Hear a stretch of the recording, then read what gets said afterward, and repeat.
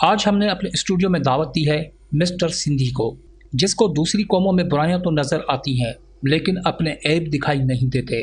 Mister Sindhi जो अपनी हर वीडियो में अपनी कौम को जस्टिफाई करते हैं, अपनी सकाफत को आला बयान करते हैं, खुद को तहजीब और तमद्दुन में पली हुई कौम जाहिर करते हैं। आज हम इनसे कुछ ऐसी हकीकतों के बारे में सवाल करेंगे जो इनकी सकाफत और तहजीब का एक हिस्सा हैं। Welcome mister Sindhi. महिरबानी साईं। क्या आप अपनी कौम को तहजीब याफ्ता कौम समझते हैं? पहिरीं ॻाल्हि त मूं कॾहिं बि कंहिं क़ौम जे ख़िलाफ़ का ग़लति ॻाल्हि न कई आहे। मुंहिंजो मक़सदु समाज जे लिकियल हक़ीक़तनि खे बयानु करणो हूंदो आहे। हाणे अचां थो तव्हांजे सवाल ते। जी साईं, बिल्कुलु। असां वटि हज़ारनि सालनि जी तारीख़ आहे, पंहिंजी सकाफ़त आहे, पंहिंजी ॿोली आहे ऐं सभ खां वॾी ॻाल्हि त असां वटि पंहिंजो समाज आहे। मिस्टर सिंधी, क्या कोई भी तहजीब अपनी कौम के अखलाक को रिप्रेजेंट करती है? जी बिल्कुलु करे थी। क्या सिंधी तहजीब ऐसा करती है? जी, इनमें को शक कोन्हे। अगर तहजीब और सकाफत कौम के अखलाक की अक्कासी करती है तो क्या ये सच नहीं कि कारोकारी जैसी वाहियात रस्में आपकी तहजीब का हिस्सा हैं? क्या औरत को कत्ल करना आपकी कौम का अखलाक है?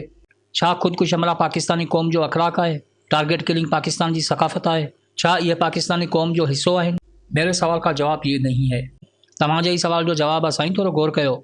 समाज जो बिगाड़ कंहिंखे बि क़बूल नाहे हूंदो। बेगुनाह इंसाननि जा क़त्ल पाकिस्तान में का नई ॻाल्हि कोन्हे। हर इदारो, हर क़ौम इन जी मज़म्मत करे थी, पर पोइ बि हीअ बीमारी असां में आम आहे। अहिड़ी तरह कारोकारी जी रस्म बि असांजे समाज जी हिकु बीमारी आहे, सकाफ़त न। सिंधी समाज में रहंदड़ हर सुलझियल माण्हू इन जी मज़म्मत करे थो। असांजी सकाफ़त जी तारीख़ त हज़ारनि सालनि ते ॿधल आहे ऐं कारोकारी जी तारीख़ त मुश्किल सां 50 साल पुराणी हूंदी। इन खां अॻु जी तारीख़ में को हिकु वाक़ियो बेड़ो ॿुधायो जंहिं में सिंधी समाज में बेगुनाहनि खे कारोकारी इल्ज़ाम हेठि क़त्ल कयो वियो हुजे। जेकॾहिं एकड़ वेकड़ को अहिड़ो वाक़ियो मिले बि थो त उहो गैर सिंधी क़बीलनि में मिले थो। सिंधी तहज़ीब कॾहिं बि अहिड़ी कंहिं रस्म खे क़बूल ई न कयो। सिंध जे क़दीम समाज में अहिड़ी कंहिं रस्म जो तस्वर ही नाहे।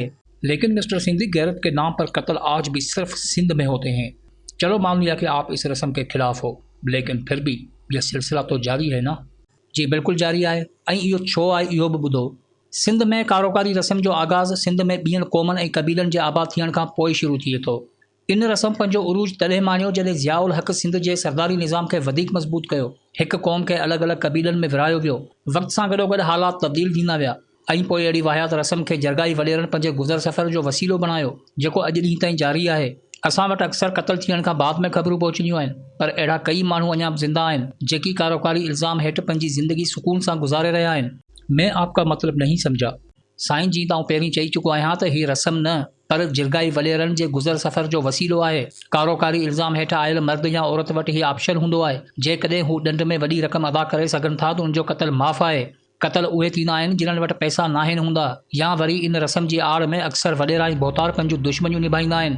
जंहिंजो ताज़ो मिसाल खैरपुर में रमशा वसाण जो क़त्ल आहे।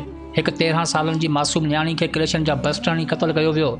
तो ऐसे लोगों को आपका समाज बर्दाश्त क्यों करता है? साईं, समाज या कानून इन्हनि खे अहिड़े अमल जी इजाज़त नथो ॾे। बाक़ी जंहिं असांजी क़ौम इन वॾेराई निज़ाम खां भाॻी थी, इन रस्म जो जनाज़ो उन ॾींहुं निकिरंदो। इन्हनि वॾेरनि जागीरदारनि सिंध खे तबाह करे पंहिंजूं टिजोड़ियूं भरियूं। इन्हनि जी रोज़ी आवाम जी जहालत ते ॿधल आहे। जेकॾहिं माण्हू सुजाग थी विया त इन्हनि जी दुकान बंदि थी वेंदी।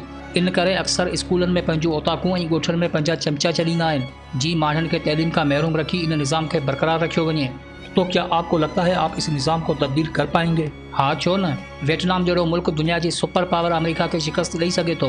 रूसी पार्लियामेंट संदसि ई बादशाह खे मौत जी सज़ा ॾेई सघे थी। सोवियत यूनियन टुटी सघे थी, त हिन निज़ाम जो तब्दील थियणु कहिड़ी वॾी ॻाल्हि आहे? नाइंसाफ़ी ऐं ज़ुल्म ते ॿधल निज़ाम कॾहिं बि हली नथो सघे। लेकिन ऐसे लोग आम आदमी की निस्बत बहुत ताकतवर होते हैं। जेकॾहिं सिर्फ़ ताक़त सां ई निज़ाम हलनि हा त मिस्र में अञा फ़िरौन हुकूमत कंदा। ताक़त सां सिर्फ़ जंग विड़ी सघिजे थी, निज़ाम खे हलाइण नामुमकिन आहे। हिन वक़्तु सिंध अंदरि ताक़तवर तबिको जेको कुझु करे रहियो आहे, इहो नाइंसाफ़ी जे बुनियाद ते ॿधल आहे ऐं इहे सम्झनि था त पंहिंजी ताक़त जे ज़ोर ते असां इन निज़ाम खे ईअं ई हलाईंदा रहंदासीं। पर इन्हनि खे इहा ख़बर कोन्हे त तबाही क़ौमनि में बग़ावत पैदा कंदी आहे ऐं क़ौम जी बग़ावत हमेशह नओं इनक़लाब आणींदी आहे।